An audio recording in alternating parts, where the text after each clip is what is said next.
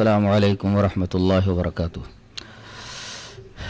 ان الحمد للہ نحمده ونستعینه ونستغفره ونعوذ باللہ من شرور انفسنا ومن سیئات اعمالنا من يهده الله فلا مضل له ومن يضلل فلا هادي له واشهد ان لا اله الا الله وحده لا شريك له واشهد ان محمدا عبده ورسوله يا أيها الذين آمنوا اتقوا الله حق تقاته ولا تموتن إلا وأنتم مسلمون يا أيها الناس اتقوا ربكم الذي خلقكم من نفس واحدة وخلق منها زوجها وبث منهما رجالا كثيرا ونساء واتقوا الله الذي تساءلون به والأرحام إن الله كان عليكم رقيبا يا أيها الذين آمنوا اتقوا الله وقولوا قولا سديدا يصلح لكم أعمالكم ويغفر لكم ذنوبكم ومن يطع الله ورسوله فقد فاز فوزا عظيما أما بعد أعوذ بالله من الشيطان الرجيم فخلف من بعدهم خلف أضاعوا الصلاة واتبعوا الشهوات فسوف يلقون غيا۔ حضرات علماء کرام، محترم بزرگوں، نوجوان بھائیوں، پیارے بچوں، پردہ نشین ماں اور بہنوں، جیسا کہ آپ کو اس بات کا اچھی طرح علم ہے کہ توحید کے بعد شریعت اسلامیہ میں سب سے اہم چیز نماز ہے، اور جیسا کہ میں نے حقیقت صلاۃ کے موضوع میں ایک حدیث پیش کی تھی کہ قیامت کے دن سب سے پہلے اللہ تبارک و تعالیٰ کے حضور نماز کے بارے میں محاسبہ کیا جائے گا۔ نماز اچھی نکلی تو ساری عبادتوں کے بارے میں یہ امید لگائی جا سکتی ہے کہ وہ اچھی نکلیں گی۔ اگر نماز خراب نکلی تو پھر ساری عبادتوں کے بارے میں سوالیہ نشان لگ جائے گا۔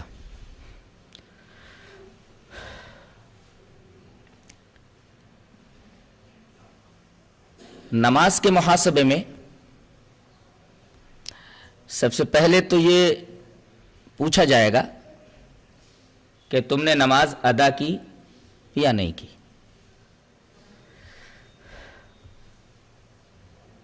اگر جواب یہ ملا کہ نماز ادا کی گئی ہے تو پھر دوسرا سوال یہ ہوگا کہ نماز تم نے میرے رسول کے طریقے کے مطابق پڑھی تھی یا کسی اور کا طریقہ نماز کے بارے میں اپنایا تھا۔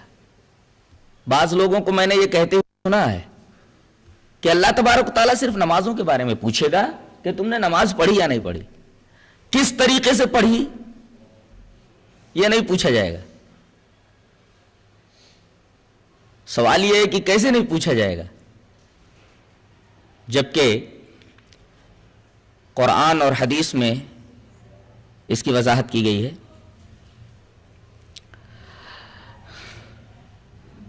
اصل میں وہی شخص نماز اچھی طرح پڑھ سکتا ہے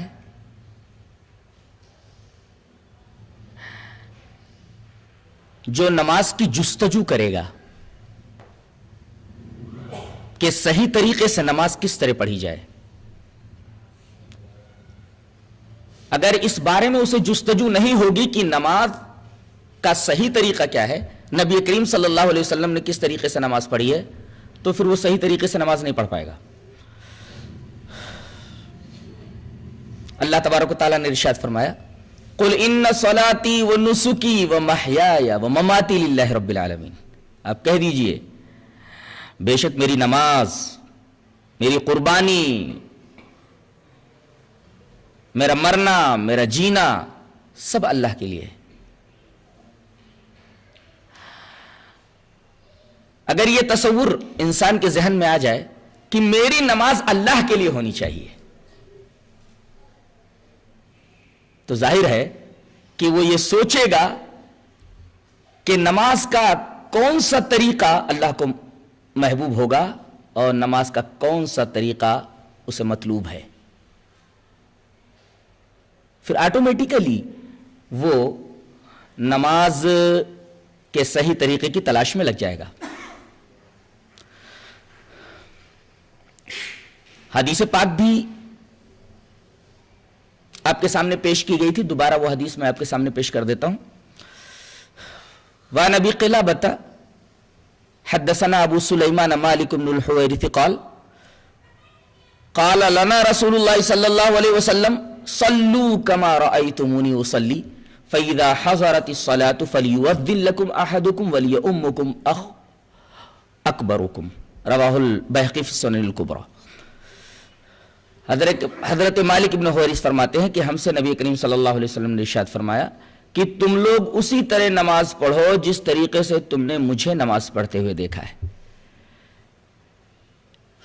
یہ حکم ہے کہ نماز وہی اللہ تبارک و تعالی کو محبوب ہوگی اور مطلوب ہوگی جو نماز میرے طریقے کے مطابق ہوگی، ورنہ آپ یہ نہ فرماتے کہ تم لوگ نماز اسی طریقے سے پڑھو جس طریقے سے تم نے مجھے پڑھتے ہوئے دیکھا ہے۔ تو آئیے دیکھتے ہیں کہ نبی کریم صلی اللہ علیہ وسلم کی نماز کیا تھی، یعنی محمدی نماز کون سی ہے۔ نبی کریم صلی اللہ علیہ وسلم نے نماز میں سب سے پہلے یہ حکم دیا ہے کہ تم لوگ اپنی صفیں درست کر لو، سیسا پلائی ہوئی دیوار کی طرح کھڑے ہو جاؤ، صفوں کے درمیان کہیں خلل نہ رہ جائے۔ صلاۃ کے مکمل ہونے کے لیے تسویہ صفوف ضروری ہے۔ اب یہ تسویہ صفوف کس طریقے سے ہو، صحابہ کرام نے اپنے عمل سے بتا دیا ہے۔ روایت اس طرح ہے، وعن انس رضی اللہ تعالی عنہ عن النبی صلی اللہ علیہ وسلم قال اقیموا صفوفکم فانی اراکم من وراء ظہری وکان احدنا یلزق منکبہ بمنکب صاحبہ وقدمہ بقدمہ، رواہ البخاری فی کتاب الصلاۃ۔ حضرت انس فرماتے ہیں کہ نبی کریم صلی اللہ علیہ وسلم نے یہ ارشاد فرمایا کہ تم لوگ صفوں کو درست رکھو۔ اقیمو کا لفظ ہے، اقامت کے اندر ساری باتیں آ گئی، کہیں خلل نہ رہ جائے، صف ٹیڑھی نہ رہ جائے، تو تم لوگ اپنی صفوں کو بالکل قائم رکھو، سیدھا رکھو۔ بے شک میں اپنے پیٹھ کے پیچھے سے بھی دیکھتا ہوں۔ اس حکم کو سننے کے بعد حضرت انس فرماتے ہیں کہ ہم میں سے ہر ایک، وَكَانَ أَحَدُنَا، ہم میں سے ہر ایک اپنے ساتھی کے کندھے سے اپنا کندھا ملا دیتا تھا اور اپنے ساتھی کے قدم سے اپنا قدم ملا دیتا تھا۔ تو نماز میں پہلی چیز صفوں کی درستگی ہے۔ اس کے بعد دوسری اہم چیز ہے کہ جب نماز کے لیے اقامت کہہ دی جائے تو پھر آدمی کوئی نماز نہ پڑھے، فوراً صف کے اندر شامل ہو جائے، جماعت میں شامل ہو جائے، اس لیے کہ صلاۃ مفروضہ کی اقامت کے بعد کوئی نماز نہیں رہ جاتی۔ ایک آدمی نے اس طریقے کی حرکت کی تھی، امام احمد رحمہ اللہ اس واقعے کو، اس حدیث کو اپنی مسند کے اندر اس طرح لائے ہیں، وعن ابن عباس رضی اللہ تعالی عنہما قال اقیمت صلاۃ الصبح فقام رجل يصلي ركعتين فجذب رسول اللہ صلی اللہ علیہ وسلم بصوبه فقال اتصلی الصبح اربعا، رواہ احمد فی مسندہ۔ حضرت ابن عباس فرماتے ہیں کہ فجر کی نماز کے لیے اقامت کہہ دی گئی، اقامت ہو گئی۔ اس کے بعد نبی کریم صلی اللہ علیہ وسلم نے یہ دیکھا کہ ایک آدمی نے اقامت کہے جانے کے بعد بھی 2 رکعت سنت پڑھنی شروع کر دیے۔ آپ نے اس کا کپڑا زور سے کھینچا اور اس کے کان میں کچھ کہا۔ جب نماز ختم ہو گئی اور نبی کریم صلی اللہ علیہ وسلم حجرہ شریفہ میں تشریف لے گئے تو اس آدمی کو صحابہ کرام نے گھیر لیا اور کہا کہ ہمیں یہ تو بتا، نبی کریم صلی اللہ علیہ وسلم نے تیرا کپڑا زور سے کھینچ کر کے تجھ سے کیا کہا تھا؟ اس آدمی کا چہرہ پیلا پڑ رہا تھا. اس آدمی نے یہی کہا کہ رسول اللہ صلی اللہ علیہ وسلم نے میرا کپڑا کھینچ کر کے یہ کہا کہ تو صبح کی نماز 4 رکعت پڑھ رہا ہے، فجر کی نماز جو فرض ہے وہ 2 رکعت ہے، تو 4 رکعت فرض کی نماز پڑھ رہا ہے. اس کا مطلب یہ کہ فجر کی نماز یا کسی بھی فرض نماز کی اقامت کہہ دی جائے اور کوئی آدمی کھڑا ہو کر کے سنتیں پڑھنے لگے تو یہ رسول اللہ صلی اللہ علیہ وسلم کی سنت کی سخت خلاف ورزی ہے. 2 رکعت نماز فجر کو آپ نے 4 رکعت کہا کہ اگر کوئی آدمی فجر کی اقامت ہونے کے بعد اگر سنت پڑھتا ہے تو در حقیقت وہ فجر کی نماز فرض 4 رکعت پڑھتا ہے. اس کے بعد اللہ اکبر کہہ کر کے سینے پر ہاتھ باندھ لے. اس کو تکبیر تحریمہ کہتے ہیں. اس کو تحریمہ اس وجہ سے کہتے ہیں کہ اس کے بعد ہر چیز اس کے اوپر حرام ہو جاتی ہے. تکبیر تحریمہ کی کیفیت کیا ہو؟ علامہ البانی نے اس کی کیفیت بتائی ہے کہ انگلیاں کھلی ہوئی ہونی چاہیے. رسول اللہ صلی اللہ علیہ وسلم نے ہمیں یہ تعلیم دی ہے کہ تکبیر تحریمہ کے وقت جب ہاتھ اٹھایا جائے تو ہاتھوں کی انگلیاں کھلی ہوئی ہوں اور ہتھیلی قبلے کی طرف ہو. انگلیاں کھلی ہوئی ہوں اور ہتھیلی قبلہ کی طرف ہو.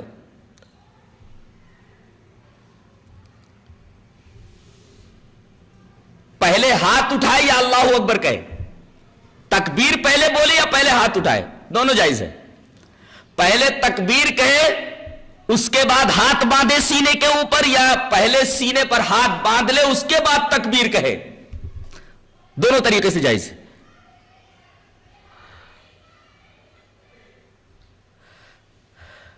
سینے پر ہاتھ کس طرح باندھے، کیفیت کیا ہو؟ اس کا 3 طریقہ آیا. یا تو زرہ کو زرہ کے اوپر رکھے، یا ہاتھ کو کلائی کے اوپر رکھے، یا ہتھیلی کو رسغ کے اوپر، ہتھیلی کے گٹے کے اوپر رکھے. یہ 3 طریقہ ہے سینے پر ہاتھ باندھنے کا. سینے پر ہاتھ باندھنے کی روایت امام ابن خزیمہ اپنی صحیح کے اندر لائے ہیں حضرت وائل ابن حجر سے. روایت اس طرح ہے: وان وائل ابن حجر رضی اللہ تعالی عنہ قال صلیت مع رسول اللہ صلی اللہ علیہ وسلم فوضع يده اليمنى على يده اليسرى على صدره. رواه ابن خزیمہ فی صحیح. حضرت وائل ابن حجر فرماتے ہیں کہ میں نے رسول اللہ صلی اللہ علیہ وسلم کے پیچھے نماز پڑھی تو آپ نے اپنا دایاں ہاتھ بائیں ہاتھ کے اوپر رکھ کر کے سینے کے اوپر رکھ لیا. بعض لوگوں نے اس روایت کے اوپر کلام کیا ہے کہ اس کے اندر محمد بن اسماعیل ہیں جن کے اوپر کچھ کلام ہے، لیکن 2 روایتیں، ایک حلب کی روایت ہے اور ایک طاؤس کی مرسل روایت ہے جسے حضرت امام ابو داؤد شریف کے اندر لائے ہیں. اور وہ مرسل روایت اس روایت سے مل کر صحیح ہو جاتی ہے، اور یہ مرسل طاؤس اس حدیث وائل ابن حجر سے مل کر صحیح ہو جاتی ہے. ایک دوسرے کو یہ دونوں روایتیں تقویت پہنچا دیتی ہیں اور دونوں صحیح ہو جاتی ہیں، اس لیے کہ ایک دوسرے کی تائید میں ہیں. وائل ابن حجر کی اس حدیث کی تائید میں طاؤس کی کون سی روایت ہے؟ وہ روایت امام ابی داؤد ان الفاظ کے اندر لائے ہیں: وان طاؤس قال کان رسول اللہ صلی اللہ علیہ وسلم یضع یده الیمنى على یده اليسرى ثم یشد بینہما على صدره وهو فی الصلاة. رواه ابو داؤد فی کتاب الصلاة. حضرت طاؤس فرماتے ہیں کہ رسول اللہ صلی اللہ علیہ وسلم اپنے داہنے ہاتھ کو اپنے بائیں ہاتھ کے اوپر رکھتے تھے اور پھر ان دونوں کو مضبوطی سے اپنے سینے کے اوپر باندھ لیتے تھے اس حال میں کہ آپ نماز میں ہوتے تھے. طاووس کی یہ مرسل روایت صحیح ہو جاتی ہے حدیث وائل ابن حجر سے مل کر کے, اور حدیث وائل ابن حجر کو تقویت پہنچ جاتی ہے طاووس کی اس روایت سے. ثابت یہ ہوا کہ سینے پر ہاتھ باندھنا ہی نبی کریم صلی اللہ علیہ وسلم سے صحیح طریقے سے ثابت ہے. رہا مسئلہ ناف کے نیچے ہاتھ باندھنے کا, اس سلسلے میں حضرت علی کی ایک روایت ملتی ہے, وہ بھی ابو داؤد میں ہے. ابو داؤد میں وہ روایت کس طرح ہے جو مخالف کا مستدل ہے؟ روایت اس طرح ہے, وان ابی جحیفۃ ان علی رضی اللہ تعالی عنہ قال من السنۃ وضع الکف علی الکف فی الصلاۃ تحت السرہ, رواہ ابو داؤد فی کتاب الصلاۃ. حضرت ابو جحیفہ کہتے ہیں کہ حضرت علی رضی اللہ تعالیٰ عنہ نے یہ فرمایا کہ سنت یہ ہے کہ آدمی ہتھیلی کو ہتھیلی پر رکھ کر کے نماز میں ناف کے نیچے نیت باندھ لے. یہ حنفیہ کا مستدل ہے. وہ کہتے دیکھو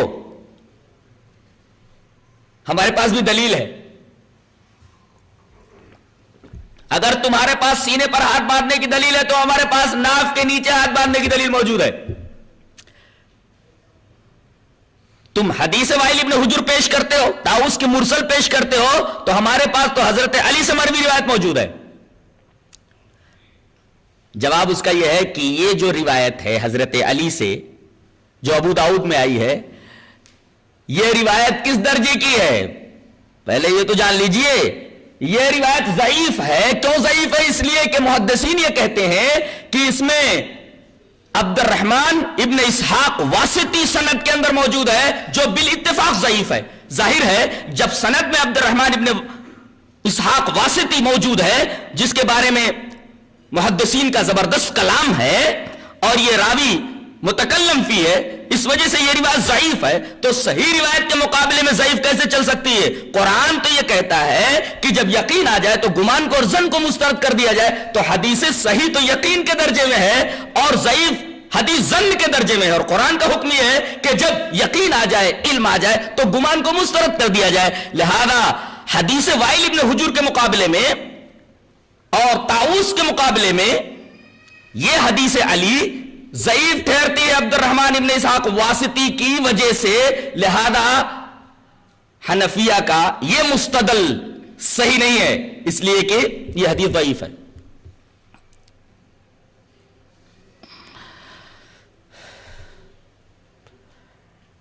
یہ تو سینے پر نیت باندھنے کی صحیح روایت کا تذکرہ تھا. نیت کے تعلق سے بھی ایک بات ذہن نشین کر لیجئے کہ بعض لوگ جیسے ہی نماز کے اندر کھڑے ہوتے ہیں اردو میں یا انگریزی میں یا جو بھی ان کی زبان ہوتی ہے زبان سے نیت کرنا شروع کر دیتے ہیں.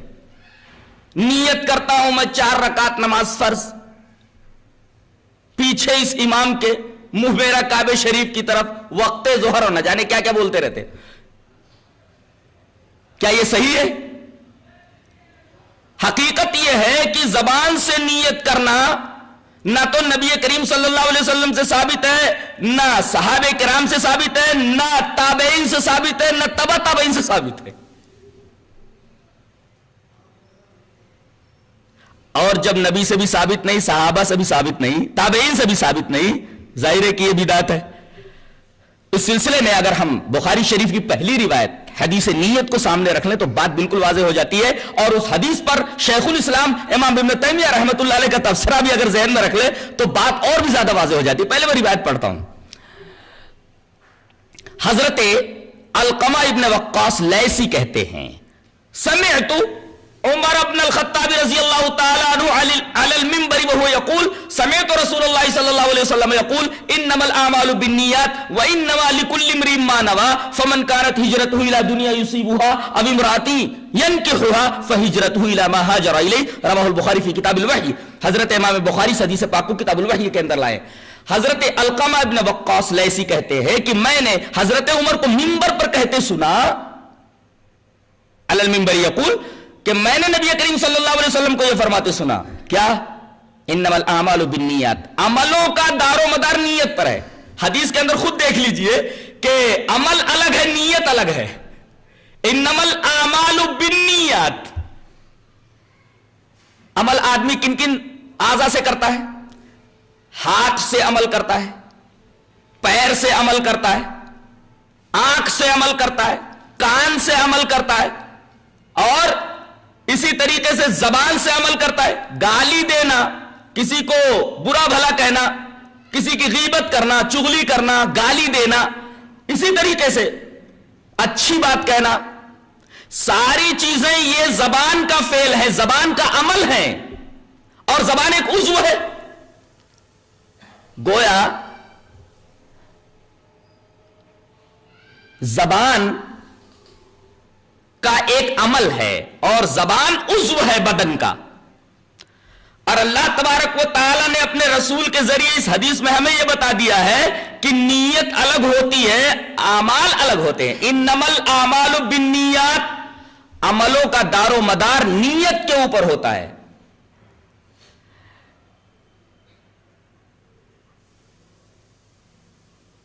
نیت کا تعلق قلب سے ہے اور اعمال کا تعلق اعضاء و جوارح سے ہے.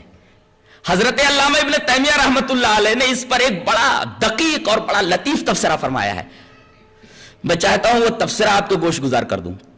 وہ کہتے ہیں کہ اگر کوئی آدمی زبان سے نیت کرتا ہے تو تحصیل حاصل کرتا ہے, اور تحصیل حاصل بے وقوفی ہے, حماقت ہے.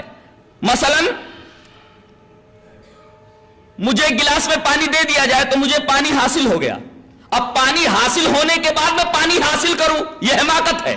جو چیز حاصل ہو گئی اس کو حاصل کرنا حماقت ہے, اس کو حاصل کرنے کی کوشش کرنا حماقت ہے. جو چیز مل گئی اس کو تلاش کرنے کا کیا مطلب ہے, اس کو حاصل کرنے کا کیا مطلب ہے؟ اس کو کہتے ہیں تحصیل حاصل. اب جب دل نے نیت کر لی, دل میں نیت ہو گئی, تو پھر اب زبان سے نیت کرنے کا کیا مطلب ہوا؟ یہ تو تحصیل حاصل ہوا. جو چیز پہلے سے حاصل ہو چکی ہے اس کو آدمی حاصل کر رہا ہے. بہت لطیف تفسیرہ ہے اور در حقیقت علامہ ابن تیمیہ رحمت اللہ علیہ کے رفعت علم کی دلیل ہے.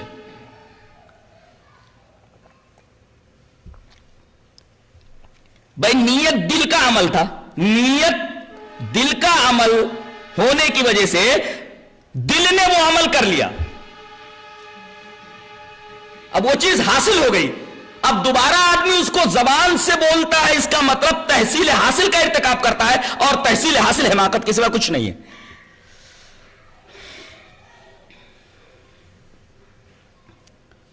لہذا زبان سے نیت کرنا بدعات شنیعہ میں سے ایک بہت بڑی بدعت ہے. ہم کہاں تک پہنچے تھے کہ سینے پر ہاتھ باندھ لیا جائے. اب سینے پر ہاتھ باندھنے کے بعد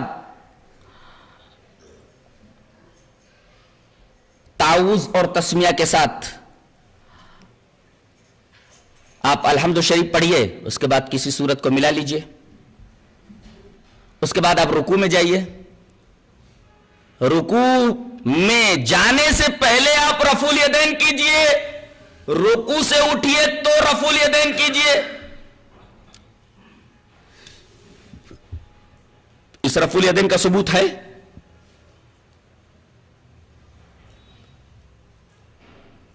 اس سلسلے میں ایک روایت نہیں, تقریباً 400 احادیث آئی ہیں. اللہ, جس میں 50 صحابہ کرام روایت کرنے والے ہیں. 50 صحابہ کرام رفع الیدین کی احادیث کو روایت کرتے ہیں. جلال الدین سیوطی رحمت اللہ علیہ نے فرمایا کہ حدیث رفع الیدین رواہ 50 صحابیا, رفع الیدین کی حدیث کو 50 صحابہ کرام نے روایت کیا ہے، اور علامہ مجد الدین فیروز آبادی مصنف قاموس وہ اپنی کتاب سفر السعادہ کے اندر لکھتے ہیں کہ رفع الیدین کے ثبوت میں تقریباً 400 احادیث موجود ہیں۔ میں اس میں سے ایک روایت جو بخاری کے اندر ہے وہ میں پیش کرنا چاہتا ہوں۔ روایت اس طرح ہے، وان ابی قلابۃ انہ رأى مالک بن الحویرث اذا صلى کبر ورفع یدیہ واذا اراد ان یرکع رفع یدیہ واذا رفع راسہ رفع یدیہ وحدث ان رسول اللہ صلی اللہ علیہ وسلم صنع ہکذا رواہ البخاری فی کتاب الصلاۃ۔ حضرت امام بخاری حدیث پاک کو ایسے کتاب الصلاۃ کے اندر لائے ہیں۔ حضرت ابو قلابہ کہتے ہیں کہ انہوں نے مالک ابن حویرث کو دیکھا کہ مالک ابن حویرث جب نماز پڑھنا شروع کرتے، اذا صلی، جب نماز پڑھنا شروع کرتے تو تکبیر بولتے، کبر، اور تکبیر کے وقت رفع الیدین کرتے، کبر ورفع یدیہ، تکبیر تحریمہ کے وقت رفع الیدین کرتے۔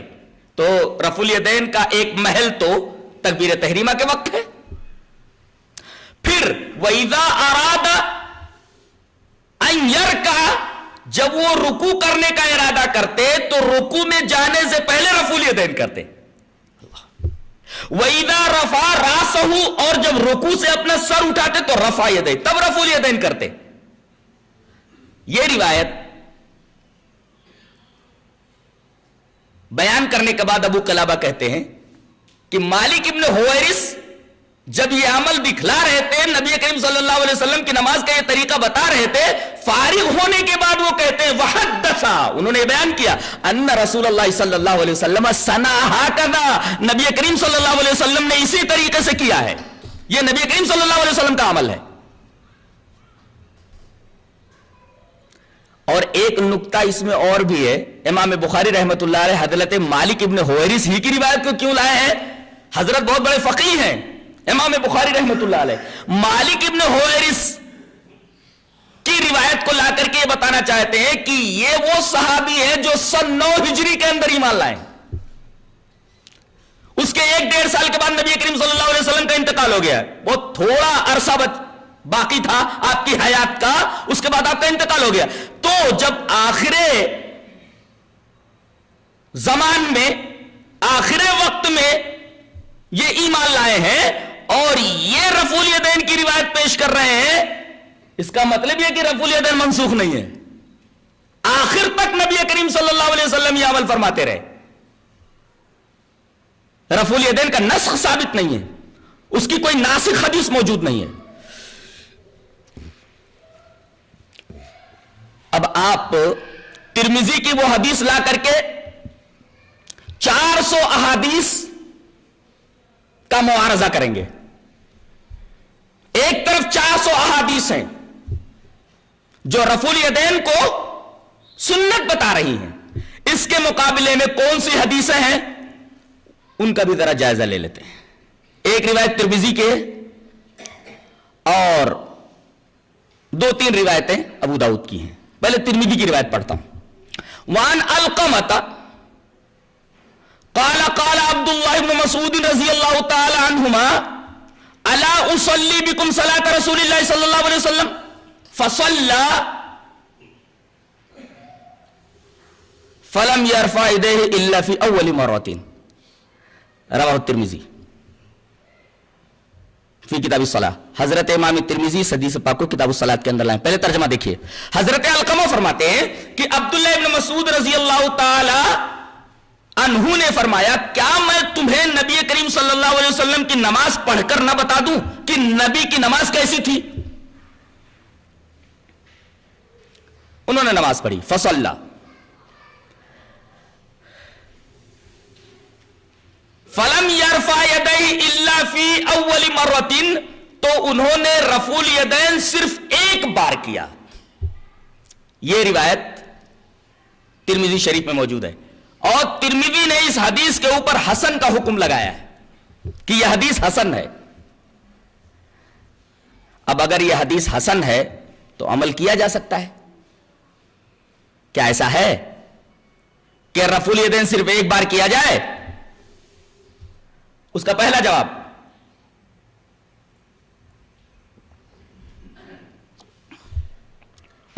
یہ ہے کہ ابو داؤد یہی روایت ابو داؤد کے اندر لا رہے ہیں،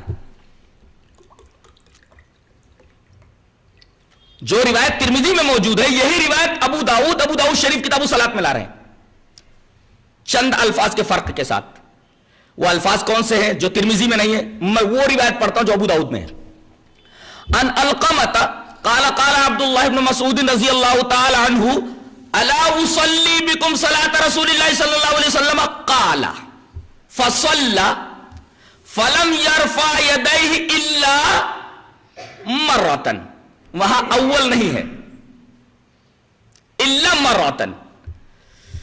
اور اس روایت کو لانے کے بعد ابو داؤد اس حدیث کے اوپر تبصرہ کرتے ہیں، اور ہر پڑھا لکھا آدمی یہ جان لے گا کہ جو ترمذی کی روایت کے الفاظ ہیں وہی روایت بعین ہی، قالا پڑھنے سے کوئی فرق نہیں پڑتا، راوی نے کہا، اور اولا نکال دیجئے تب بھی مفہوم وہی رہے گا، مرتن ایک بار۔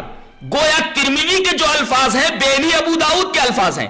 ابو داؤد وہی روایت جو ترمذی میں ہے، جس کی امام ترمذی تحسین کرتے ہیں کہ یہ حدیث حسن ہے، اسی حدیث کو بینی ابو داؤد اپنی حدیث کی کتاب ابو داؤد میں لا کر کے ایک تبصرہ کرتے ہیں۔ وہ تبصرہ دیکھیے، کہتے ہیں ھذا حدیث مختصر من حدیث طویل وليس هو بصحیح علی ھذا اللفظ۔ کہتے ہیں کہ یہ اتنا ٹکڑا یہ ایک لمبی حدیث سے ماخوذ ہے، اور ان الفاظ میں یہ ٹکڑا صحیح نہیں ہے۔ اس کا مطلب یہ کہ اس ٹکڑے میں کچھ گڑبڑ ہے۔ اس گڑبڑی کی طرف حضرت امام ابی داؤد نے اشارہ فرما دیا ہے۔ ایک ہی مرتبہ حضرت عبداللہ ابن مسعود نے جو رفع الیدین کیا ہے، ان الفاظ کے ساتھ امام ابی داؤد کہہ رہے ہیں کہ یہ حدیث ثابت نہیں ہے۔ پتہ یہ چلا کہ امام ترمذی نے اس حدیث کے اوپر جو حسن کا حکم لگایا ہے، ان کی تحسین تساہل کے بنا پر ہے، غفلت سے، تساہل کی وجہ سے انہوں نے اس پر حسن ہونے کا حکم لگا دیا ہے، ورنہ یہ حدیث صحیح نہیں ہے۔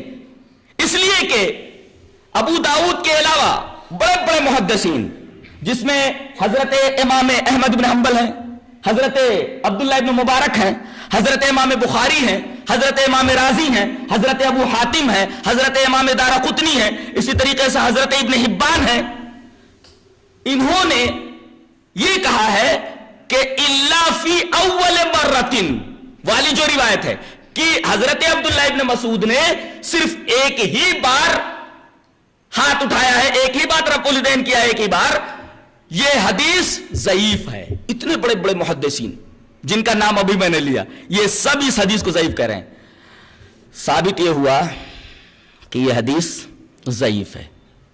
اور یوں بھی اگر آپ اس حدیث کے اوپر عمل کرنا چاہیں تو اس حدیث کا ایک اور جواب ہے، میں سمجھتا ہوں کہ سب سے اچھا جواب اس حدیث کا وہی ہے۔ کیا؟ حضرت عبداللہ ابن مسعود رضی اللہ تعالیٰ عنہ نے صرف تکبیر تحریمہ کے وقت ہاتھ اٹھایا ایک بار۔ حدیث کا حقیقی مطلب یہ ہے کہ تکبیر عند الافتتاح، نماز شروع کرتے وقت جو تکبیر کہی جاتی ہے، اس تکبیر کہنے کے وقت میں ایک ہی مرتبہ ہاتھ کو اٹھایا جائے، 2 بار یا 3 بار یا 4 بار مت اٹھایا جائے۔ تکبیر عند الافتتاح ایک ہی بار ہے، تو کون اس کا قائل نہیں ہے؟ کون کہتا ہے کہ ایک بار تکبیر تحریمہ کرو، پھر دوسری مرتبہ تکبیر تحریمہ بولو، پھر تیسری مرتبہ تکبیر تحریمہ کے لیے ہاتھ اٹھاؤ؟ ایک ہی مرتبہ تکبیر تحریمہ کے لیے ہاتھ اٹھانا ہے، بس 2 مرتبہ نہیں، 3 مرتبہ نہیں، 4 مرتبہ نہیں۔ اگر یہ مفہوم اس حدیث کا لے لیا جائے تو پھر کوئی تعارض اور کوئی معارضہ دیگر صحیح احادیث سے صحیح سے نہیں رہتا۔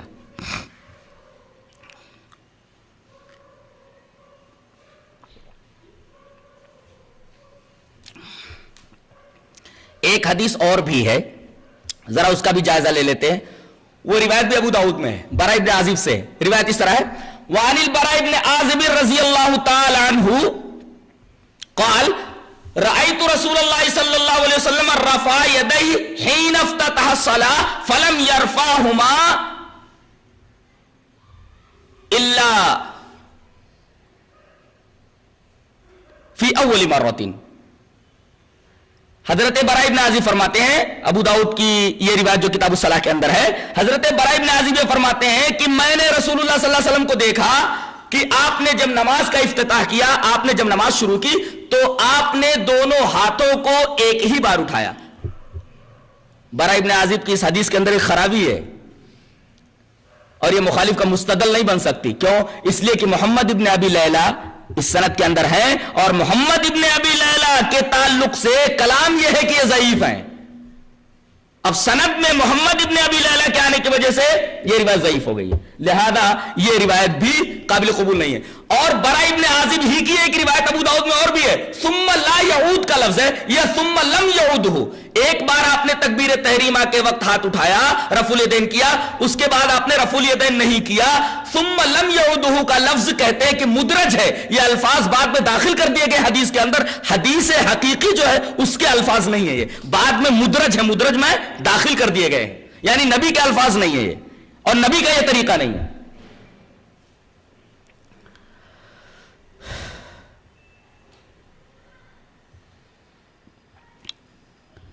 یہ رفع الیدین کی حدیث کے بارے میں ایک تفسیرہ تھا. اب سب سے اہم بات رفع الیدین کے تعلق سے میں عرض کرنا چاہتا ہوں کہ نبی کریم صلی اللہ علیہ وسلم نے آخر وقت تک رفع الیدین نہیں چھوڑا ہے. اس سلسلے میں ایک روایت ملتی ہے. اب تک میں یہ سمجھتا تھا کہ وہ روایت موضوع ہے یا وہ روایت ضعیف ہے. اس روایت کو دیکھ لیتے ہیں. عن ابن عمر رضی اللہ تعالی عنہما ان رسول اللہ صلی اللہ علیہ وسلم کان اذا افتتح الصلاة رفع یدیہ واذا رکع واذا رفع راسہ من الرکوع وکان لا یفعل ذالک فی السجود فما زالت تلک صلاته حتی لقی اللہ. یہ روایت حضرت حافظ ابن حجر اسقلانی رحمت اللہ علیہ اپنی حدیث کی کتاب تلخیص الحبیر کے اندر لائے ہیں. ترجمہ یہ ہے, حضرت ابن عمر رضی اللہ تعالیٰ عنہ فرماتے ہیں کہ رسول اللہ صلی اللہ علیہ وسلم جب نماز کو شروع کرتے تب رفع الیدین کرتے, جب رکوع کرتے تب رفع الیدین کرتے, اور جب رکوع سے سر اٹھاتے تب رفع الیدین کرتے, اور سجدے کے وقت سجدے سے سر اٹھانے یا جانے میں رفع الیدین نہیں کرتے تھے. فما زالت تلک صلاۃ حتی لقی اللہ. آپ کا یہی عمل رہا یہاں تک کہ آپ نے اللہ سے ملاقات کر لی. اللہ, یہ حدیث بتا رہی ہے کہ رفع الیدین کا کوئی ناسخ موجود نہیں ہے. فما زالت تلک صلاۃ, آپ برابر اسی طریقے سے رفع الیدین کرتے رہے یہاں تک کہ اللہ سے آپ نے ملاقات کر لی, یعنی انتقال کے وقت تک مسلسل آپ رفع الیدین کرتے رہے. رفع الیدین منسوخ نہیں ہے. اب سوال یہ ہے کہ اس حدیث کے اوپر جو کلام ہے اس کا کیا ہوگا؟ کلام کیا ہے؟ اس میں دو راوی ہیں, ایک عبد الرحمن ابن قریش ہیں اور عبد الرحمن ابن قریش کے باپ ابن خزیمہ, عبد الرحمن ابن قریش ابن خزیمہ. ان کے بارے میں ذہبی نے یہ کہا ہے کہ یہ وضاعت, یعنی یہ حدیث گڑھا کرتے تھے, یہ اتہام ہے. سلیمانی نے یہ اتہام ذکر کیا ہے, لیکن حقیقت یہ ہے کہ یہ صرف تہمت ہے. کسی راوی کے بارے میں کوئی حکم لگانا الگ چیز ہے اور حکم کا ثابت ہونا الگ چیز ہے. کسی راوی کو ضعیف کہہ دیا جائے وہ ایک الگ چیز ہے, لیکن اس کا ضعف ثابت ہونا یہ الگ بات ہے. تو یہ اتہام لگایا گیا کہ وہ وضاع ہے, یعنی حدیث کے گڑھنے والے, لیکن یہ فقط اتہام ہے, اس لیے کہ لسان المیزان کے اندر خطیب بغدادی رحمت اللہ علیہ کا ایک قول ان کے بارے میں, عبد الرحمن ابن قریش ابن خزیمہ کے بارے میں, کہ لا یسمع عنہ الا خیرا, کہ ان کے معاملے میں خیر کے علاوہ کچھ نہیں سنا گیا.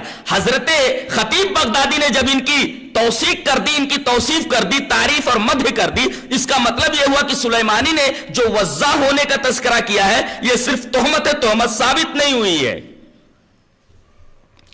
دوسرا راوی ہے اسما ابن محمد ابن ہشام. اسما ابن محمد ابن ہشام کے بارے میں ایک محدث ہے یحییٰ ابن قطان، وہ کہتے ہیں یہ جھوٹا ہے. یحییٰ ابن قطان نے کہا کہ یہ کذاب راوی ہے، جھوٹا ہے. اور اسی طریقے سے ابو حاتم ایک محدث ہے، وہ کہتے ہیں لیس بالقوی، یہ آدمی قوی نہیں ہے. لیکن یہاں حکم لگانے میں گڑبڑی جو ہے وہ یہ ہے کہ ایک ہے اسما ابن محمد ابن ہشام اور ایک ہے اسما ابن محمد ابن فضالہ. اس روایت کے طریق میں اسما ابن محمد ابن فضالہ ہیں، اسما ابن محمد ابن ہشام نہیں ہے، جن کے بارے میں یحییٰ ابن قطان نے کہا کہ یہ کذاب ہے اور ابو حاتم نے کہا لیس بالقوی، یہ قوی نہیں ہے. در حقیقت یہ جرح اسما ابن محمد ابن ہشام کے اوپر ہے، اور اس روایت کے طریق میں اسما ابن محمد ابن ہشام نہیں، اسما ابن محمد ابن فضالہ ہے. ان کے بارے میں اس طریقے کی جرح موجود نہیں ہے. تو یہ دو راوی تھے، عبد الرحمن ابن قریش ابن خزیمہ اور اسما ابن محمد ابن ہشام.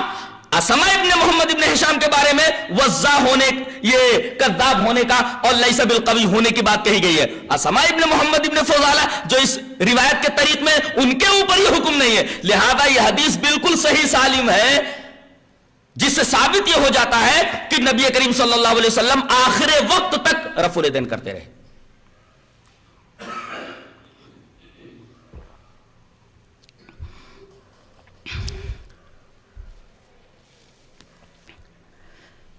ایک مسئلہ اور رہتا ہے امام کے پیچھے سورہ فاتحہ پڑھنے کا. امام کے پیچھے سورہ فاتحہ پڑھا جا سکتا ہے کہ نہیں؟ اس سلسلے میں بالکل حدیث صریح موجود ہے، صحیح ہے، صریح ہے، متصل ہے، سارے شرائط اس حدیث میں موجود ہیں. حدیث اس طرح ہے، وعن عبادة بن الصامت رضی اللہ تعالیٰ عنہ قال صلی رسول اللہ صلی اللہ علیہ وسلم الصبح فثقلت علیہ القراءة فلما انصرف قال انی اراکم تقرؤون وراء امامکم قالوا قلنا یا رسول اللہ ای واللہ فقال لا تفعلوا الا بأم القرآن فإنه لا صلاة لمن لم يقرأ بها رواه الترمذی فی کتاب الصلاة. حضرت امام ترمذی اس حدیث پاک کو کتاب الصلاة میں ایسے ہی لائیں. حضرت عبادہ ابن صامت فرماتے ہیں کہ رسول اللہ صلی اللہ علیہ وسلم نے صبح کی نماز پڑھائی. صبح کی نماز جہری ہوتی ہے. اچھا، جب آپ نے سلام پھیرا تو آپ نے فرمایا انی اراکم تقرؤون امامکم، لگتا ہے تم امام کے پیچھے پڑھتے ہو، مجھے کچھ سنائی دیا ہے، اس لیے کہ قرات میرے اوپر بھاری ہو گئی، تم میرے پیچھے پڑھتے ہو. قالوا، تو ان لوگوں نے کہا یا رسول اللہ ای واللہ، ہاں خدا کی قسم ہم آپ کے پیچھے پڑھتے ہیں. آپ نے کیا فرمایا؟ فلا تفعلوا الا بأم القرآن، لا تفعلوا الا بأم القرآن، سنو سوائے سورہ فاتحہ کے کچھ مت پڑھو. یہ لوگ کیا کرتے تھے کہ نبی کریم صلی اللہ علیہ وسلم جو سورت پڑھتے تھے وہ سورت بھی پڑھنے لگتے تھے. تو نبی کی جو ممانعت ہے وہ سورہ فاتحہ کے تعلق سے نہیں، بلکہ اس کے بارے میں تو حکم ہے لا تفعلوا الا بأم القرآن، نہ پڑھو مگر سورہ فاتحہ. یعنی لا کے بعد اللہ سے استثناء ہے جو حصر کا فائدہ دیتا ہے کہ مقتدی کو صرف سورہ فاتحہ پڑھنا ہے. تو نہ پڑھو مگر سورہ فاتحہ امام کے پیچھے، فإنه لا صلاة لمن لم يقرأ بها، اس لیے کہ اس آدمی کی نماز نہیں ہوتی جو آدمی امام کے پیچھے سورہ فاتحہ نہ پڑھے. یہ حدیث متصل ہے، صحیح ہے، صریح ہے. اور امام خطابی نے معالم السنن کے اندر یہ فرمایا کہ اسنادہ جید لا طعن فی، اس کی سند صحیح ہے، جید ہے، اور اس حدیث کے اوپر کوئی طعن نہیں ہے.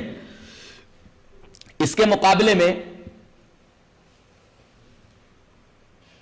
حنفیہ کا مستدل یہ ہے کہ امام کے پیچھے سورہ فاتحہ نہیں پڑھنی چاہیے. دلیل کچھ بھی نہیں ہے، دلیل کچھ بھی نہیں ہے.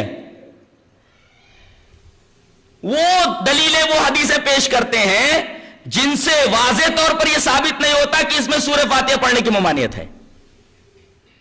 اور وَإِذَا قُرِئَ الْقُرْآنُ فَاسْتَمِعُوا لَهُ وَأَنصِتُوا لَعَلَّكُمْ تُرْحَمُونَ, یہ آیت کریمہ مکی ہے, یہ بھی ان کا مستدل نہیں بن سکتی.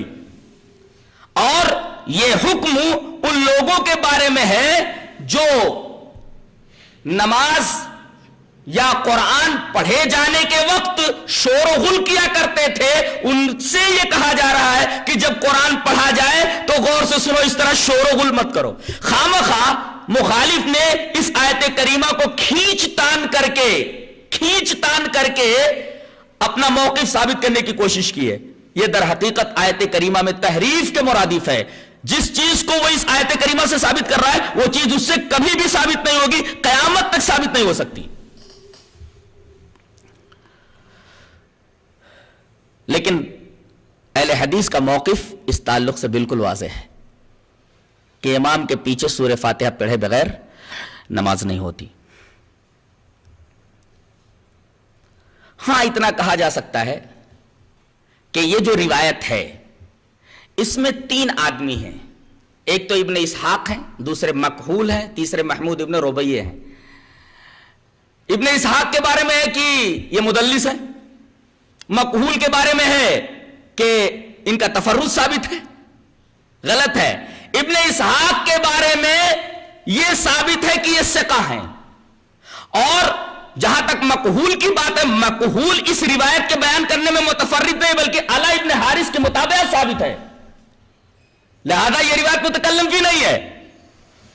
رہا مسئلہ ان کی تدلیس کا, حضرت ابن اسحاق کا, تو حضرت امام احمد, ابن خزیمہ, ابن حبان, دارقطنی, بیہقی, انہوں نے یہ کہا ہے کہ ہمارے ہاں ان کی تحدیث کی صراحت ہو گئی ہے, حدثنی کہہ کر کے بیان کرتے ہیں. اور جب حدثنی کہہ کر کے بیان کرتے ہیں تو مدلس کا انعنا قبول نہیں ہوتا. حدثنی کر کے اگر بیان کر رہا ہے تو اس کی روایت تو لی جائے گی. اتنے بڑے بڑے محدثین جب یہ کہہ رہے ہیں کہ ان سے تحدیث کی صراحت ہے تو پھر اس حدیث کے اوپر کلام کیسے کیا جا سکتا ہے؟ اگلا مسئلہ ہے, رکوع سے اٹھتے وقت دعا پڑھنی چاہیے. سمیع اللہ لمن حمدہ امام نے کہا. مخالف بغیر کچھ پڑھے ہوئے ڈائریکٹ سجدے کے اندر چلا جاتا ہے, اللہ اکبر, ایک بہت بڑی فضیلت سے محروم رہ جاتا ہے ایک دعا نہ پڑھنے کی وجہ سے. اور دوسرے اعتدال فوت ہو جاتا ہے ایسے شخص سے جو رکوع سے سیدھا کھڑا ہوا, ابھی پوری طرح کھڑا نہیں ہوا تھا کہ سجدے میں چلا گیا. ایک تو اعتدال ختم ہو گیا, اعتدال جو ضروری تھا نماز میں اس سے وہ محروم رہ گیا, اور دوسرے ایک دعا سے محروم ہو گیا. دعا کیسی ہے وہ دیکھتے ہیں ذرا. ان رفاعت ابن رافع الزرقی قال كنا يوما نصلي وراء النبي صلى الله عليه وسلم فلما رفع راسه من الركعه قال سمع الله لمن حمده قال رجل وراءه ربنا ولك الحمد حمدا كثيرا طيبا مباركا فيه فلما انصرف قال من المتكلم قال انا قال رأيت بضعة وثلاثين ملكا يقتدرون أيهم يكتبها أول رواه البخاری فی کتاب الصلاة. حضرت امام بخاری اس حدیث پاک کو ایسے کتاب الصلاة کے اندر لائے. راوی حضرت رفاع ابن رافع الزرقی ہیں. حضرت رفاع ابن رافع الزرقی فرماتے ہیں کہ ایک دفعہ ہم نبی کریم صلی اللہ علیہ وسلم کے پیچھے نماز پڑھ رہے تھے. آپ نے جب رکوع سے سر اٹھایا تو کہا سمیع اللہ لمن حمدہ. پیچھے ایک آدمی تھا, قال رجل وراءہ, ایک آدمی پیچھے تھا, بولا ربنا ولک الحمد. کیا؟ ربنا ولک الحمد حمدا کثیرا طیبا مبارکا فی. جب نماز ختم ہوئی فلما انصرف, جب آپ نے سلام پھیرا تو پوچھا من المتکلم, یہ بولنے والا کون تھا؟ قال انا, وہ آدمی بولا کہ اللہ کے رسول میں نے یہ کلمات کہے. قال رسول اللہ صلی اللہ علیہ وسلم فرمایا ارے کیسے کلمات تیری زبان سے نکلے ہیں؟ رأیت بضعة وثلاثین ملکا, میں نے دیکھا کہ 30 سے زائد فرشتے سبقت لے جا رہے ہیں کہ کون سب سے پہلے ان کلمات کو لکھتا ہے. کھویا کہ یہ بڑے پیارے کلمات ہیں. رکوع کے بعد ان کلمات کو پڑھا جائے, ربنا ولک الحمد حمدا کثیرا طیبا مبارکا فیہ. آدمی سجدے میں گیا, سجدے سے اٹھنے کے بعد ابھی سیدھا بیٹھا نہیں کہ فوراً دوسرے سجدے میں چلا گیا. اللہ تبارک و تعالیٰ نے یہاں اس آدمی سے بھی ایک دعا کی توفیق چھین لی ہے. نبی کریم صلی اللہ علیہ وسلم سے ایک اور دعا ثابت ہے دو سجدوں کے درمیان, جیسے رکوع سے اٹھتے وقت یہ پیاری دعا نبی کریم صلی اللہ علیہ وسلم سے ثابت ہے. دو سجدوں کے درمیان کون سی دعا ہے جس سے اہل حدیث کے علاوہ جو لوگ نماز پڑھتے ہیں دوسرے فرقے والے اس دعا سے محروم رہ جاتے ہیں؟ سیدھے پہلے سجدے سے اٹھے نہیں کہ کوے کے چونچ کی طرح دوسرا چونچ بھی مار دیا, دوسرا سجدہ کر لیا اور ایک دعا سے محروم رہ گئے. وہ دعا کون سی ہے؟ روایت اس طرح ہے, وان ابن عباس رضی اللہ تعالی عنہما ان النبی صلی اللہ علیہ وسلم کان یقول بین السجدتین اللہم اغفر لی وارحمنی وعافنی واہدنی وارزقنی. روایت صحیح ہے اور رواہ ابو داؤد فی کتاب الصلاۃ. حضرت امام ابی داؤد اس حدیث پاک کو کتاب الصلاۃ کے اندر لائے ہیں. حضرت ابن عباس فرماتے ہیں کہ رسول اللہ صلی اللہ علیہ وسلم دونوں سجدوں کے درمیان کہا کرتے تھے, یہ کہا کرتے تھے استمرار کے لیے, زندگی بھر آپ نے ہر نماز میں یہ دعا پڑھی ہے دو سجدوں کے درمیان. کیا؟ اللہم اغفر لی وارحمنی وعافنی واہدنی وارزقنی. اسی ترتیب کے ساتھ الفاظ ہیں. مخالف جتنے بھی گروہ ہیں جو اپنے آپ کو مسلمان کہتے ہیں, نماز پڑھتے ہیں, اس دعا سے محروم رہتے ہیں, سجدے سے پہلے سر اٹھاتے ہیں اور فوراً ہی کچھ پڑھے ہوئے اس حدیث اور اس دعا کو پڑھے بغیر فوراً سجدے میں چلے جاتے ہیں. کتنی بڑی دعا سے محروم ہو گئے. دعا کا ترجمہ کیا ہے؟ اے اللہ مجھے بخش دے, اللہم اغفر لی وارحمنی, اے اللہ بخش دینے کے ساتھ ساتھ میرے اوپر رحم فرما, وعافنی مجھے معاف کر دے, واہدنی مجھے ہدایت دے کہ میں زندگی بھر صراط مستقیم پر چلتا رہوں, وارزقنی اور مجھے روزی دے, روزی دے ہر چیز کی روزی دے, مجھے اولاد کا رزق دے, رزق حلال عطا فرما. ساری چیزیں اس دعا کے ضمن میں آ گئی. کتنی بڑی دعا سے آدمی محروم ہو جاتا ہے. الحمدللہ اہل حدیث رکوع سے اٹھتے وقت جو دعا ہے اس پر بھی عامل ہے, اور دو سجدوں کے درمیان یہ دعا جو نبی کریم صلی اللہ علیہ وسلم سے ثابت ہے اس پر بھی الحمدللہ ان کا عمل موجود ہے. ایک مسئلہ اور رہ گیا. امام جب غیر المغضوب علیہم ولا الضالین کہے تو آمین بولنا کیسا ہے؟ زور سے کہ دھیرے؟ جہرن کہنا چاہیے کہ سرن؟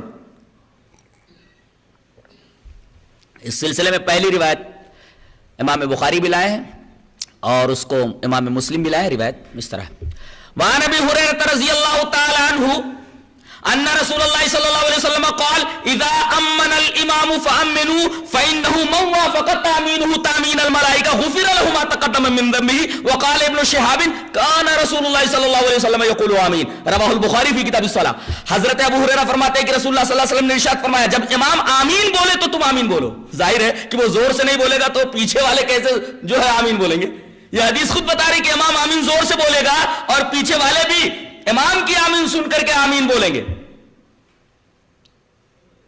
یہاں صاف ہے اذا امن الامام, جب امام آمین بولے گا تو پیچھے والے آمین بولیں گے, جس سے پتہ یہ چلا کہ امام جہرن آمین کہے گا. لیکن ایک قوم ہے کہ اگر کوئی آمین زور سے بول دے تو لڑنے مرنے پر آمادہ ہو جاتے ہیں. بعض جگہ پر تو آمین زور سے کہنے والوں کی کافی تذلیل کی گئی, اور تذلیل ہی نہیں بلکہ بری طریقے سے پٹائی بھی کی گئی, اور زور سے آمین بولنے والوں سے مسجد بھی صاف کرا لی گئی. یعنی زور سے آمین بولنا مسجد کو ناپاک کرنے کے مرادف ہے. اللہ اکبر. سنت سے اس قدر حسد, سنت سے اس قدر جلن, سنت سے اس قدر نفرت, سنت سے اس قدر بیزاری. حدیث صحیح موجود ہے مسلم کی بھی بخاری کی بھی کہ امام آمین زور سے بولتا ہے تو اس کی جہرن آمین سن کر کے پیچھے جہرن آمین ہی کہیں گے. اس سلسلے میں چاہتا ہوں ایک اور روایت پیش کر دوں جسے امام ابن ماجہ رحمۃ اللہ علیہ کتاب الصلاۃ کے اندر لائے. روایت اس طریقے سے, وعن ابن عباس رضی اللہ تعالی عنہما قال قال النبی صلی اللہ علیہ وسلم ما حسدتکم اليہود علی شیء ما حسدتکم علی آمین فاکثروا من قول آمین. رواہ ابن ماجہ فی کتاب الصلاۃ. حضرت امام ابن ماجہ اس حدیث پاک کو کتاب الصلاۃ کے اندر لائے ہیں. اس روایت کے اوپر ایک ہلکا سا کلام ہے، پہلے وہ کلام صاف کر لیتے. اس روایت کے طریق میں ایک راوی حضرت طلحہ ابن عمر اس روایت میں موجود ہیں. طلحہ ابن عمر کے بارے میں یہ کہا جاتا ہے کہ یہ ضعیف ہیں. ٹھیک ہے، ضعیف مان لیتے ہیں ان کو، لیکن ان کے ضعیف ہونے سے یہ روایت ضعیف نہیں ہو گئی، بلکہ اس حدیث کے شواہد موجود ہیں. یہ شواہد کن سے ہیں؟ حضرت انس سے ہیں، حضرت ابو ہریرہ سے ہیں، اور اسی طریقے سے حضرت عائشہ رضی اللہ تعالیٰ عنہ سے ہیں. جب اس حدیث کے شواہد موجود ہیں تو شواہد کی بنا پر یہ حدیث اگر ضعیف بھی ہو طلحہ ابن عمر کی وجہ سے، تب بھی قابل استدلال ہے، یہ حدیث صحیح ہے. اس کلام کو صاف کرنے کے بعد سمجھ میں بات آئی کہ یہ حدیث صحیح ہے. اب ترجمہ دیکھ لیتے ہیں. حضرت ابن عباس رضی اللہ تعالیٰ عنہ فرماتے ہیں کہ نبی کریم صلی اللہ علیہ وسلم نے ارشاد فرمایا کہ زور سے آمین بولنے پر یہودیوں کو تم سے اتنا حسد ہوتا ہے کہ اتنا حسد وہ کسی چیز پر نہیں کرتے جتنا تمہارے آمین بولنے پر کرتے ہیں. اللہ. سوال یہ ہے کہ یہودی جب سنتے نہیں تھے آمین زور سے تو حسد کیسے کرتے تھے؟ اس کا مطلب یہ ہوا کہ جب امام بولتا تھا غیر المغضوب علیہم ولا الضالین تو پوری مسجد آمین کی آواز سے گونج اٹھتی تھی، یہاں تک کہ یہودی اگر باہر سے گزر رہا ہو تو اس کے کان میں آمین کی آواز پڑتی تھی، اور آمین کی آواز سن کر کے حسد سے، کینے سے، بغض سے، نفرت اور بیزاری سے مسلمانوں کے خلاف اس کا دل بھر جاتا تھا. اس لیے کہ آمین کا مطلب سمجھتے ہیں؟ ایک تو یہودیوں کے بارے میں امام بولتا ہے، کیا بولتا ہے؟ اے اللہ ہمیں ان لوگوں کے راستے پر چلانا جن لوگوں کے اوپر تو نے انعام کیا، اور ان لوگوں کے راستے پر نہ چلانا جو مغضوب علیہم ہے. مغضوب علیہم سے مراد یہودی سمجھتے تھے ہمارے بارے میں، ولا الضالین، اور نہ تو ان لوگوں کے راستے پر چلانا جو گمراہ ہو گئے. گمراہ سے مراد نصارہ یہ سمجھتے تھے کہ ہم کو گمراہ کہا گیا ہے، اور اس پر پیچھے لوگ کیا بولتے تھے؟ آمین، اے اللہ اس بات کو قبول فرما لے.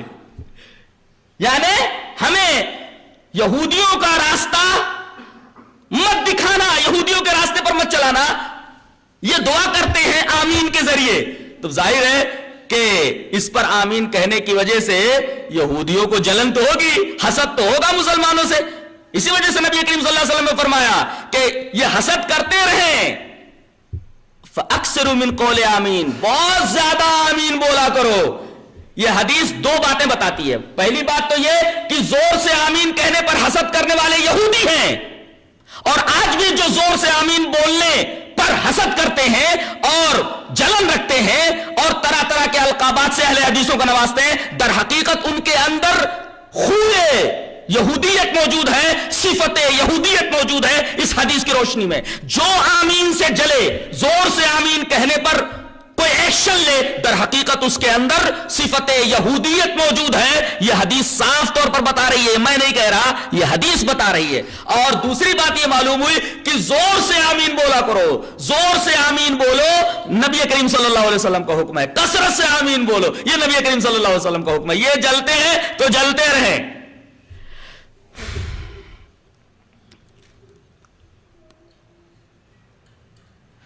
یہ آمین کا مسئلہ تھا.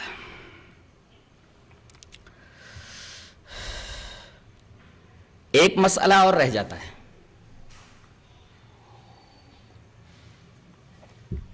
جلسے استراحت کا اور دو سجدوں سے آدمی جب قیام میں جاتا ہے، کھڑا ہوتا ہے،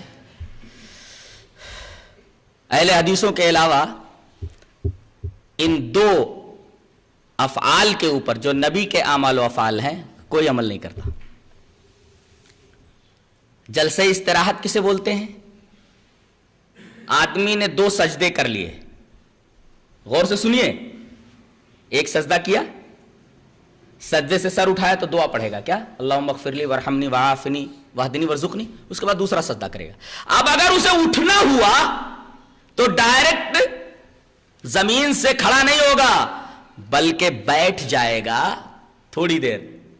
تھوڑی دیر کا مطلب یہ نہیں کہ سو جائے گا, بیٹھے گا یہاں تک کہ اس کی ہڈیاں اپنی اصلی جگہ پر آ جائیں, اس کے بعد کھڑا ہوگا. یعنی ڈائریکٹ 2 سجدوں کے بعد اگر رکعت کے لیے کھڑا ہونا ہے, قیام میں جانا ہے, تو فوراً زمین سے مت اٹھ جائے بلکہ بیٹھ کر کے پھر آرام سے کھڑا ہو. اس حدیث کے اوپر صرف اہل حدیثوں کا عمل ہے, اور وہ حدیث موجود ہے ابو داؤد کتاب الصلاح کے اندر. روایت اس طرح ہے, ان مالک ابن الحویرث رضی اللہ تعالی عنہ انه راى النبي صلی اللہ علیہ وسلم اذا كان في وتر من صلاته لم ينهض حتى يستوي قاعدا. رواه ابو داؤد فی کتاب الصلاح. حضرت مالک ابن حویرث فرماتے ہیں کہ انہوں نے دیکھا کہ نبی کریم صلی اللہ علیہ وسلم جب نماز کی طاق رکعت میں ہوتے, اذا کان فی وتر من صلاتہ, نماز کی طاق رکعت میں ہوتے اور آپ کو 2 سجدوں کے بعد سیدھے کھڑا ہونا ہوتا, تو آپ فوراً زمین سے قیام کے لیے نہیں کھڑے ہوتے تھے بلکہ لم ينہض حتی یستوی قاعدا, آپ اس وقت تک نہیں اٹھتے تھے جب تک کہ آپ آرام سے بیٹھ نہ جائیں. 2 سجدوں کے بعد آرام سے بیٹھ جاتے تھے, اس کے بعد پھر کھڑے ہوتے تھے. اس حدیث کے اوپر اور نماز کے اس طریقے کے اوپر صرف اہل حدیثوں کا عمل ہے. الحمدللہ نبی کریم صلی اللہ علیہ وسلم کی سنت کے اوپر بھی اہل حدیثوں کا عمل ہے, اور مخالفین میں سے کسی بھی فرقے کا اس حدیث کے اوپر عمل نہیں ہے.